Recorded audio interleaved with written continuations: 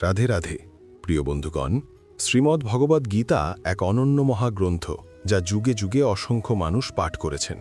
তবে এর আসল মর্ম কেবল তারাই উপলব্ধি করতে পারেন যারা সত্যিই নিজেদের জীবনকে পরিবর্তন ও উন্নতির পথে এগিয়ে নিতে চান।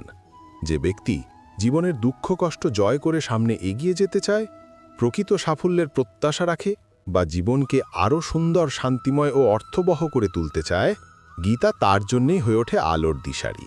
গীতা কেবল একটি বই নয়, এটি জীবনের প্রতিটি সমস্যার সমাধান, প্রতিটি প্রশ্নের উত্তর এবং সঠিক পথে এগিয়ে চলার এক মহান নির্দেশনা। তাই শুধু পড়ার জন্য নয়, গীতার আসল উদ্দেশ্য হলো আমাদের জীবনকে সত্যিকার অর্থে পরিবর্তন করা। আজ আমরা সেই মহামূল্যবান গীতার 10টি শিক্ষার মধ্যে প্রথম 2টি শিক্ষা নিয়ে আলোচনা করব। জয় শ্রীকৃষ্ণ, রাধে রাধে। বন্ধুরা, এই অমৃতবাণী শোনার আগে আসুন আমরা সকলে মিলে একটু প্রার্থনা করি। যারা এই অমৃতবাণী শুনছেন তাদের সবার জীবনে যেন শ্রীকৃষ্ণের কৃপা চিরকাল বজায় থাকে এবং তাদের সকল দুঃখ কষ্ট দূর হয়ে যায়। বন্ধুরা, আপনি যদি আমাদের চ্যানেল মেসেজ অফ গীতাতে প্রথমবার এসে থাকেন তাহলে এখনই চ্যানেলটি সাবস্ক্রাইব করুন। শ্রীকৃষ্ণের জন্য ভিডিওটিতে একটি লাইক দিন এবং কমেন্টে লিখুন জয় শ্রীকৃষ্ণ। আপনার এই ভক্তি আমাদের এই যাত্রাকে আরও অলৌকিক করে তুলবে। প্রথম শিক্ষা হলো, এই কলিযুগ অর্থ আর কামনার যুগ। এই যুগে মানুষ সম্পর্ক রাখে কেবল তখনই যখন তার নিজের স্বার্থ পূর্ণ হয়। যদি কারোর কাছে তার কোনো কাজ হয়ে যায় কিংবা অর্থের লাভ হয়, তখনই সে মিষ্টি করে কথা বলে, আপন করে নেয়। কিন্তু সেই স্বার্থ ফুরলেই তার আসল মুখ প্রকাশ পায়। আসলে মানুষের মন যে তার সবচেয়ে বড় অস্ত্রই হলো মিষ্টি কথা। মানুষ নিজের স্বার্থ সিদ্ধির জন্য প্রশংসাও করে, সম্পর্কও গড়ে তোলে, আপন করে নেয়। কিন্তু একবার কাজ শেষ হয়ে গেলে সবকিছু বদলে যায়। যদি কেউ এই ভানকে সত্যি ভেবে বসে, তবে একদিন তার হৃদয় গভীর আঘাত আসবেই। কথায় বলে, সময় এলে গাধাকেও বাপ বানাতে হয়। এ যুগের বাস্তবতা এমনই, যেখানে মানুষ নিজের লাভের জন্য যে কোনো পর্যায়ে নামতে পারে। এমনকি আজকের দিনে মানুষ নিজের মা বাবাকেও ছেড়ে দেয়, গুরুকেও ছেড়ে দেয়। সমাজে এমন দৃষ্টান্ত ভরপুর, যেখানে একজন মানুষ আরেকজনকে নির্দ্বিধায় ঠটায় কেবল নিজের সুবিধার জন্য। একবার এক শহরে এক গুরুজির নাম খুব প্রসিদ্ধ ছিল, সবাই তাকে শ্রদ্ধা করত। সেই শহরের এক ব্যবসায়ী গুরুজির কাছে গিয়ে শিষ্যত্ব গ্রহণ করল। পরের দিনই সে নিজের দোকানে গুরুজির ছবি টাঙালো এবং লোকদের বলতে লাগলো, আমার কাছ থেকে জিনিস কিনুন। আমি গুরুজির কসম খেয়ে বলছি, আমি কোনো লাভ করি না, সবচেয়ে ভালো আর সবচেয়ে সস্তা জিনিস আমার কাছেই পাবেন। লোকেরা তার উপর ভরসা করতে লাগলো, কারণ তারা ভাবত যে গুরুজির শিষ্য যদি শপথ করে বলে তবে সে প্রতারণা করতে পারে না। ধীরে ধীরে এই কথা গুরুজির কানে পৌঁছল। একদিন গুরুজি নিজে সেই ব্যবসায়ের দোকানে গেলেন এবং দেখলেন সত্যিই সে তার নাম করে তার কসম খেয়ে ব্যবসা করছে। গুরুজি তাকে বললেন, তুমি আমার শিষ্য হয়ে মানুষকে ঠকাচ্ছ কেন? তোমার তো উচিত ভালো কাজ করা। তখন ব্যবসায়ী বলল, আমাকে গুরু শিষ্য কিছু বোঝায় না, আমি কেবল নিজের লাভ বুঝি। আমি দেখেছি শহরে সবাই আপনাকে মানে, তাই আমি বুঝলাম আপনাকে গুরু বানালে আমার ব্যবসায় অনেক লাভ হবে। আমার ধর্মে কোনো আগ্রহ নেই, কেবল আমার মুনাফায় আগ্রহ আছে। আপনার নাম নেওয়া শুরু করার পর থেকেই আমার ব্যবসা বাড়তে শুরু করেছে। এই কথা শুনে গুরুজির মনে প্রবল আঘাত লাগে। তিনি ভাবলেন, কেমন সময় এসেছে, মানুষ নিজের স্বার্থের জন্য গুরুকেও কাজে লাগায়। বাস্তবতা এই যে আজকের যুগে মানুষ অন্যের ক্ষতি করে হলেও নিজের লাভ ছাড়া কিছু ভাবে না। তাই মিষ্টি কথায় ভেসে গেলে চলবে না, চোখ খোলা রাখতে হবে, সত্যকে চিনতে হবে। সবচেয়ে বড় প্রতারণা হয় আপনের ভান করে। সাধারণত অচিনা কেউ আমাদের আঘাত দেয় না, বরং যাদের আমরা নিজের বলে ভাবি, যাদের আমরা হৃদয়ের কাছের মানুষ ভাবি, তারাই আঘাত দেয়। মহাভারতের যুদ্ধ বাইরের লোকদের মধ্যে হয়নি, হয়েছিল ভাইদের মধ্যে, এক পরিবারের ভেতরেই। আর সেই যুদ্ধে লক্ষ লক্ষ প্রাণ বলি গিয়েছিল কেবল এই কারণে যে নিজের আপনজন অন্যের সুখ সহ্য করতে পারেনি। একবার ভেবে দেখুন, যাকে আপনি বিশেষ গুরুত্ব দিলেন, যাকে বললেন তুমি আমার কাছে বিশেষ, একদিন না একদিন সেই মানুষই আপনাকে আঘাত দেবে। সময় লাগে, একদিনে বোঝা যায় না, কিন্তু শেষে বোঝা যায় এই জগতে আসলে কারোর সঙ্গে চিরন্তন সম্পর্ক নেই। তবে এই শিক্ষার মানে এই নয় যে মানুষকে ঘৃণা করতে হবে বা খারাপ ব্যবহার করতে হবে। আসল অর্থ হলো অন্যের উপর ভরসা করে বসে থাকবেন না, আশা করবেন না যে কেউ আপনাকে আজীবন সঙ্গ দেবে। এই দুনিয়ায় সবাই আসে, সবাই যায়, এমনকি আমাদের দেহ চিরকাল আমাদের সঙ্গে থাকে না, একদিন সেটা থেকেও বিচ্ছিন্ন হতে হয়। তাই অন্য কারোর উপর অতিরিক্ত নির্ভর করলে কষ্ট পেতেই হবে। কিন্তু যদি সব কিছুর সঙ্গে বাইরের মতো সম্পর্ক রাখেন, দূরত্ব রেখে চলেন, তবে কেউই আপনাকে সহজে আঘাত দিতে পারবে না। গীতার দ্বিতীয় শিক্ষা হল, যে মানুষ নিজের সঙ্গে সুখী নয় সে পৃথিবীর কোনো কিছুতেই সুখ খুঁজে পাবে না। আজকের যুগে বেশিরভাগ মানুষ সুখের জন্য ছুটে বেড়ায়, কিন্তু তাদের সুখ বর্তমান মুহূর্তে নেই। তারা হয় অতীতের কল্পনায় সুখ খুঁজে, নয়তো ভবিষ্যতের প্রত্যাশায় বাঁচে। যার আনন্দ এই বর্তমান মুহূর্তে নেই, সে সর্বদা সুখের জন্য ভিখারি হয়েই ঘুরে বেড়ায়। যদি কেউ নিজের সঙ্গে খুশি না থাকে, তবে সে কোনো সম্পর্কেই শান্তি পাবে না। সে কোনো কাজে জড়ালেও সেই কাজ থেকে অশান্তি পাবে। সে যেখানে যাবে নিজের অশান্তি ও দুঃখের শক্তি বয়ে নিয়ে যাবে। মনে রেখো, শুধু জায়গা পাল্টালে, সম্পর্ক পাল্টালে বা কাজ পাল্টালে সত্যিকারের সুখ আসে না। কিন্তু মানুষ যদি নিজেকেই পাল্টে ফেলে, নিজের ভেতরে পরিবর্তন আনে, তবে জীবনের সুখ অবশ্যই আসে। যে মানুষ নিজের সঙ্গে সুখী নয়, সে সুখের মুহূর্তেও কোনো না কোনো দুঃখ খুঁজে নেবে। আসল ব্যাপারটা হলো, খুশি থাকা বা দুঃখী থাকা এক ধরনের মনের প্রোগ্রামিং, এক ধরনের মানসিক প্রশিক্ষণ। যদি তুমি তোমার মনকে প্রতিনিয়ত দুঃখ খোঁজার শিক্ষা দাও, সবকিছুতে নেতিবাচক ভাবতে শেখাও, তবে ধীরে ধীরে তোমার মন খুশি হতে ভুলে যাবে। কিন্তু যদি ছোট ছোট জিনিসে খুশি হতে শেখাও, তবে জীবনের প্রতিটি মুহূর্তেই আনন্দ উপভোগ করতে পারবে। শুধু এই সামান্য সত্যিটা যদি কেউ বুঝে ফেলে যে সুখ আর দুঃখ আসলে আমাদের মনের প্রোগ্রামিংয়ের ফল, তবে সে চাইলে নিজের জীবনকে খুশিতে ভরিয়ে তুলতে পারে, অথবা নিজের হাতে দুঃখের অন্ধকারে ঠেলে দিতে পারে। তাই এটা বোঝা খুবই জরুরি। যদি জীবনে সত্যিকারে সুখী হতে চাও, তবে চোখে এমন দৃষ্টি থাকতে হবে যা ছোট ছোট জিনিসও আনন্দ খুঁজে নিতে পারে। নইলে বড় বড় সুখও তোমার চোখে দুঃখের কারণ হয়ে দাঁড়াবে।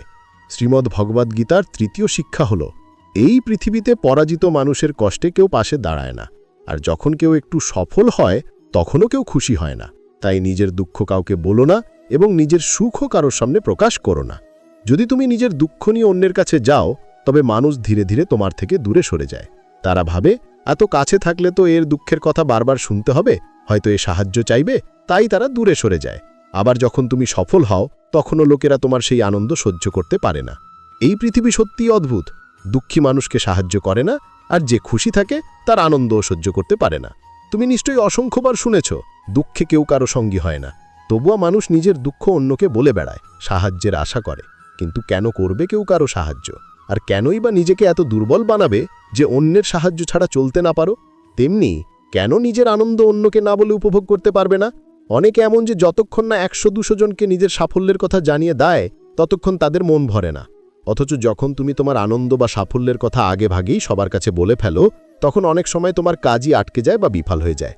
কারণ অসম্পূর্ণ পরিকল্পনা আগে প্রকাশ করলে তা নষ্ট হয়ে যায়। তাই যতক্ষণ না তুমি সফল হচ্ছ, ততক্ষণ কাউকে কিছু বলো না। আর যেদিন সত্যি সফল হবে, তখন তুমি এটা সবাইকে জানাতে পারো, কিন্তু আগে ভাগে জানিও না। যেদিন তোমার পরিকল্পনা পুরো হবে, সেদিন তো তোমাকে বলতে হবে না, মানুষ নিজেই তোমার সাফল্য দেখে নেবে। এই কারণেই সুখ হোক বা দুঃখ, সবকিছু নিজের ভেতরেই রাখা শ্রেয়। শ্রীমদ্ ভগবদ্গীতার চতুর্থ শিক্ষা হল, মানুষের আহার সাত্ত্বিক ও সুষম হওয়া উচিত। আজকের দিনে মানুষ খাওয়া নিয়ে কোনো নিয়ম মানে না। যে মানুষ জানে না কি খেতে হবে, কতটা খেতে হবে, কোথায় খেতে হবে, কিভাবে খেতে হবে, সে জীবনের উচ্চতা কখনো ছুঁতে পারে না। এখনকার যুগে অধিকাংশ মানুষ কেবল স্বাদের পিছনে ছুটছে। অনেকে বলে, আমাদের শহর থেকে 50-100 কিলোমিটার দূরে এমন একটা জায়গা আছে যেখানের খাবারের স্বাদ অসাধারণ। কেউ বলে, দিল্লি থেকে 2 ঘন্টা দূরত্বে দুর্দান্ত পরোটা মেলে। আমরা নিয়মিত ওখানে যাই। মানুষ ঘন্টার পর ঘন্টা গাড়ি চালিয়ে বা লাইন দিয়ে কেবল জিভের স্বাদের জন্য অপেক্ষা করে। অথচ তারা ভাবে না, যা খাচ্ছে তাতে কতটা পবিত্রতা আছে, কতটা ভালোবাসা আছে। যারা কেবল স্বাদের জন্য খায়, তাদের বোঝা উচিত সেই খাবারের না আছে নির্মলতা, না আছে পবিত্রতা। কিন্তু মানুষ এসব নিয়ে ভাবে না, শুধু চাই জিভে স্বাদ আসুক। তারপর খাবার যতই অস্বাস্থ্যকর বা নোংরা হোক না কেন, আজকের দিনে খাওয়ার কোনো নিয়ম নেই। সকালকাল হোক, দুপুর হোক, রাত হোক, যখন ইচ্ছে তখন খাওয়া। শরীর অসুস্থ হলেও খাওয়া চাই, শরীরের সঙ্গে খাবার মানাচ্ছে না হলেও খাওয়া চাই। আমি নাসিক গিয়েছিলাম, সেখানে দেখলাম মানুষ মিসল পাও খাওয়ার জন্য 3 ঘন্টা পর্যন্ত লাইনে দাঁড়িয়ে থাকে। এ সত্যিই বিস্ময়কর। রাস্তায় গাড়ি চালাতে গেলে 1 সেকেন্ডও দাঁড়াতে পারে না, এমন দৌড়ঝাঁপ করে যেন ভূমিকম্প এসেছে। কিন্তু খাবারের জন্য ঘন্টার পর ঘন্টা অপেক্ষা করে। এ যুগের মানুষ খাওয়াকেই জীবনের লক্ষ্য করে ফেলেছে। কিন্তু শ্রীমদ্ ভগবদ্গীতা শেখায়, মানুষ যেমন আহার করে তার মনও তেমন হয়। শ্রীকৃষ্ণ বলেন, সাত্ত্বিক আহার করলে মন শান্ত হয়, আনন্দে থাকে। আর যে রাজসিক বা তামসিক আহার করে, তার মন চঞ্চল, খিটখিটে এবং অশান্ত হয়ে যায়। যে খাদ্য তুমি দেহে দিচ্ছ, সেটাই তোমার চিন্তায় রূপ নেয়, অভিজ্ঞতায় রূপ নেয়।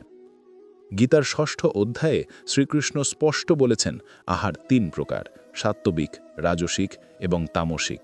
সাত্ত্বিক আহার আয়ু বাড়ায়, মনকে প্রশান্ত করে। তৃপ্তি ও আনন্দ দেয়। রাজসিক আহার দুঃখ, শোক ও রোগ আনে। তাই অত্যধিক ঝাল, মশলাদার, উত্তেজক খাবার রাজসিক বলা হয়েছে। আর যে খাবার ঘন্টার পর ঘন্টা আগে রান্না হয়, প্রাণী হত্যা করে তৈরি হয়, অপবিত্রভাবে রান্না হয় কিংবা নেশাজাতীয় দ্রব্য মেশানো হয়, তাকে তামসিক বলা হয়েছে। যেরকম খাবার তুমি গ্রহণ করবে, তোমার বুদ্ধি ও মনও তেমন হবে, আর তোমার জীবনও তেমনভাবেই গড়ে উঠবে। তাই গীতা শেখায়, যদি সুখী জীবন চাই তবে সর্বদা সাত্ত্বিক ও সুষম খাদ্য গ্রহণ করা উচিত। শ্রীমদ্ ভগবদ্গীতার পঞ্চম শিক্ষা হল, নিজেকে এমন কখনো বানিও না যাতে মানুষ তোমাকে ব্যবহার করে চলে যায় কিংবা তোমাকে আঘাত দিয়ে চলে যায়। জীবনে কখনো নিজেকে বেচারা ভেবে বাঁচতে নেই। এতে মানুষ তোমাকে ভালো ভাববে না, বরং সুযোগ বুঝে তোমার সুযোগ নেবে। তুমি কেমন হবে সেটা তোমার নিজের হাতে। যদি তুমি এমন হও যে সবাই এসে সহজেই তোমাকে আঘাত করতে পারে, সহজেই তোমাকে ব্যবহার করতে পারে, তবে ভেবে দেখো কেন মানুষ তোমাকে এত সহজে আঘাত দিতে পারে। কারণ কিছু মানুষ আছে যাদের কাছে গিয়েও লোকেরা ভয় পায়। যার মন শক্ত তাকে সহজে কেউ আঘাত করতে পারে না, কিন্তু যার মন দুর্বল চিন্তাভাবনা নিয়ে বাঁচে, তাকে আঘাত করা খুব সহজ। তাই সবচেয়ে প্রয়োজনীয় হলো মনকে শক্ত করা, চিন্তাকে শক্ত করা। যদি দুর্বল মন নিয়ে বাঁচো তবে জীবনের প্রতিটি ধাপে আঘাত পেতেই হবে। তাই নিজেকে কখনো এমন করো না যাতে সহজে কেউ তোমাকে কষ্ট দিয়ে চলে যেতে পারে। শ্রীমদ্ ভগবদ্গীতার ষষ্ঠ শিক্ষা হল, মানুষকে দুষ্কর্মের ফল ভোগ করতে হয়। তাই জীবনে সর্বদা সৎকর্মে লিপ্ত থাকা এবং দুষ্কর্ম থেকে বিরত থাকা অত্যন্ত জরুরি। ত্যাগের পথে এখানে মূল শিক্ষা। যখন মানুষ কেবলমাত্র নিজের স্বার্থের জন্যই কর্ম করতে শুরু করে, তখন সে অজান্তেই দুষ্কর্মে জড়িয়ে পড়ে। স্বার্থ পূরণের অন্ধ দৌড়ে কখন যে সে মন্দ পথে চলে যায় নিজেই বুঝতে পারে না। কিন্তু যখন কর্মে নিঃস্বার্থ ভাব থাকে, লোভ লালসার ছোঁয়া থাকে না, তখন মানুষ কখনো অন্যায়ের পথে পড়ে না। কারণ লোভ এমন এক জিনিস যা মানুষের ভালো মন্দ বোঝার ক্ষমতা কেড়ে নেয়, সঠিক ও ভুলের সীমারেখা মুছে দেয়। যে মানুষ নিজের লোভ স্বার্থ ত্যাগ করতে পারে না, সে কখনো কারোর মঙ্গল করতে পারে না। সে না সমাজের সেবা করতে পারে, না মানুষের সেবা করতে পারে, না দেশের সেবা করতে পারে। তার জীবনের লক্ষ্য কেবল নিজের লাভ, নিজের পেট ভরানো। লোভে অন্ধ মানুষ অপরাধ করতে দেরি করে না, অন্যায় করতে দ্বিধা করে না। তাই জীবনে স্বার্থের উপরে উঠে বাঁচতে শেখা জরুরি। কারণ কর্মের নিয়মই এমন যে যেমন বীজ বনে সে তেমনিই ফল ভোগ করে। যে কাঁটা বনে সে কাঁটাই পায়, আর যে ফুল বনে তার জীবনও ফুলের মতো হাসিমুখে তাকে স্বাগত জানায়। শ্রীমদ্ ভগবদ্গীতার সপ্তম শিক্ষা হল, যে মানুষ তার জীবন, চারপাশের পৃথিবী আর সম্পর্কের মধ্যে কেবল খারাপ দিকেই খুঁজে বেড়ায়, তার চোখে সব কিছু ভুল আর অশুভ বলে মনে হয়, সে খুব দ্রুত হতাশা ও বিষম্বতায় ডুবে যায়। যে মানুষ নিজের জীবনে একটিও আনন্দ খুঁজে পায় না, খুশি থাকার সামান্য কারণও খুঁজে পায় না, তার ভেতরে ধীরে ধীরে সুখের হরমোন কমে যেতে থাকে, আর একাকিত্ব, বিষণ্ণতা ও অশান্তি তার জীবন দখল করে নেয়।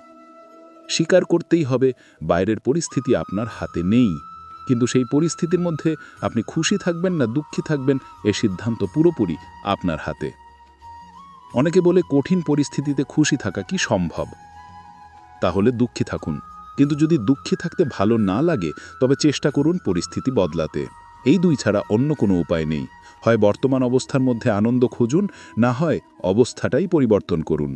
যদি দুটোই না পারেন তবে কষ্ট ভোগ করতেই হবে।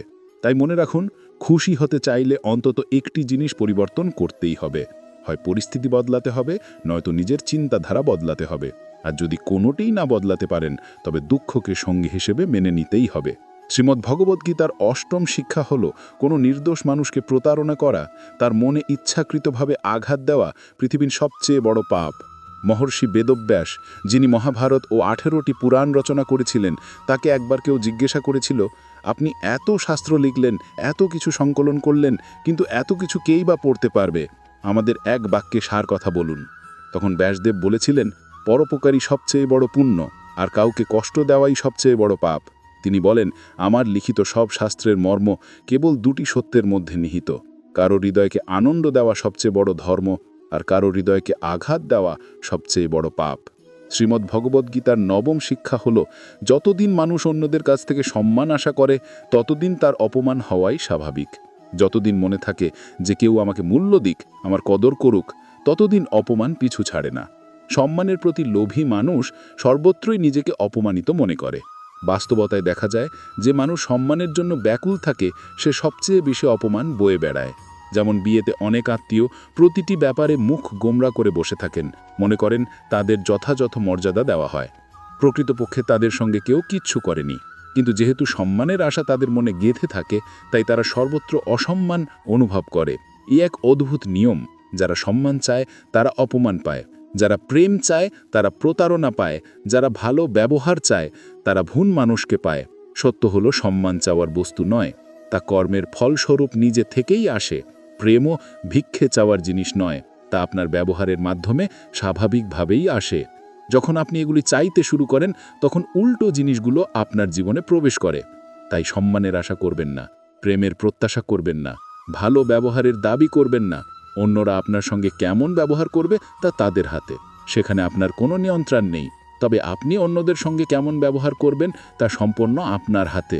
ভালো ব্যবহার করা, প্রেম দেওয়া, সম্মান করা এগুলো আপনার হাতে, কিন্তু বদলে সেগুলো পাওয়ার আকাঙ্ক্ষা কখনো আপনার হাতে থাকতে পারে না।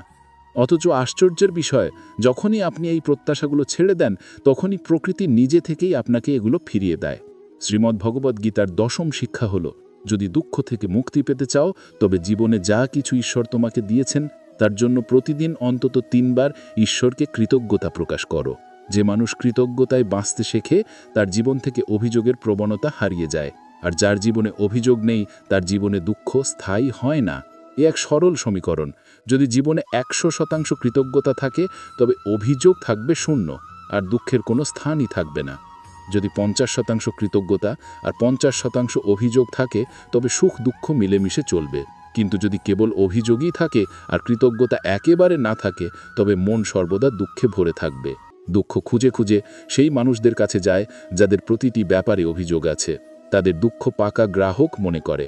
তাই মনে রাখো, যত অভিযোগ বাড়বে তত দুঃখ বাড়বে, আর যত কৃতজ্ঞতা বাড়বে তত আনন্দ বাড়বে। কৃতজ্ঞতা ঈশ্বরের জন্য নয়, আমাদের নিজেদের জন্য। এটি আমাদের মনকে ইতিবাচক রাখার এক আশ্চর্য উপায়। যেমন এক গরিব মানুষ একদিন তপ্ত রোদে খালি পায়ে হাঁটছিল, গরমে তার পা পুড়ে যাচ্ছিল, আর সেই ঈশ্বরকে দোষ দিচ্ছিল, হে ঈশ্বর, তুমি আমাকে কি দিয়েছ? সামান্য চপ্পলও নেই আমার পায়ে। তখনই তার সামনে দিয়ে আরেকজন গেল, যিনি পাহীন হওয়ায় মাটির উপর শরীর টেনে টেনে চলছিলেন। ওই দৃশ্য দেখে প্রথম মানুষটির চোখে জল এলো, তার হৃদয়ে কৃতজ্ঞতায় ভরে গেল। হে ঈশ্বর, তোমাকে ধন্যবাদ, অন্তত আমি আমার পায়ে হাঁটতে পারছি। অথচ ওই মানুষটির তো পাই নেই। জীবনে যখনই অভিযোগ মনে আসে তখন একবার তাকিয়ে দেখো তাদের দিকে যারা তোমার পাওয়া জিনিসগুলো পাওয়ার জন্য প্রাণপণ চেষ্টা করছে। সিদ্ধান্ত তোমার হাতে। যদি জীবনভর অভিযোগ করবে তবে দুঃখ তোমার সঙ্গী হবে, আর যদি জীবনকে কৃতজ্ঞতায় ভরিয়ে দাও তবে আনন্দ তোমার সঙ্গী হয়ে যাবে। বন্ধুগণ, আজকের এই পর্ব এখানেই শেষ করছি। গীতার প্রতিটি শিক্ষা যেন আমাদের জীবনকে আলোকিত করে, আমাদের চিন্তা, মন ও কর্মকে পবিত্র করে তোলে, এই প্রার্থনা করি। আপনাদের কাছে আমাদের ছোট্ট একটি অনুরোধ, যদি এই কথাগুলি আপনার মনে একটু আলো জ্বালায়, যদি আপনি ভিতরে একটু আশা অনুভব করেন, তাহলে এই ভিডিওটি ভালোবাসার সঙ্গে লাইক করুন, চ্যানেলটি সাবস্ক্রাইব করুন এবং নিচে কমেন্টে লিখুন, জয় শ্রী রাধে কৃষ্ণ।